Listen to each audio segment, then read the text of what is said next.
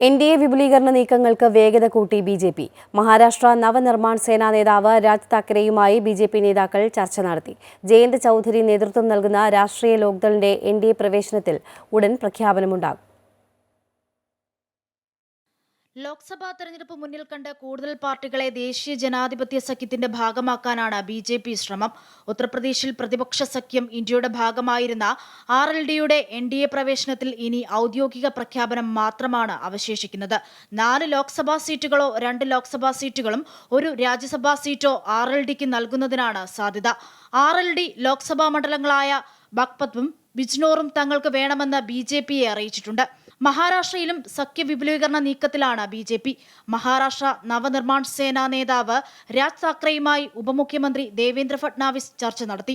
സഖ്യം സംബന്ധിച്ച് കൂടുതൽ ചർച്ചകൾ രാജ് താക്കറെ ബി.ജെ.പി. നേതാക്കളുമായി നടത്തും. ശിരോമണി അകാലിദളിന്റെ തെലുങ്കുദേശം പാർട്ടിയുടെയും NDA പ്രവേശനത്തിലും ഉടൻ തീരുമാനമുണ്ടായേക്കും.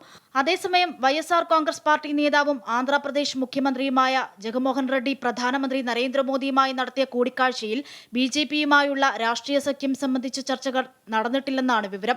ദേശീയ ജനാധിപത്യ സഖ്യത്തിൽ അംഗമല്ലെങ്കിലും പാർലമെന്റിൽ പലപ്പോഴും YSR കോൺഗ്രസ് പാർട്ടി കേന്ദ്ര സർക്കാരിനെ അനുകൂലിക്കുന്ന നിലപാടാണ് സ്വീകരിച്ചിട്ടുള്ളത്.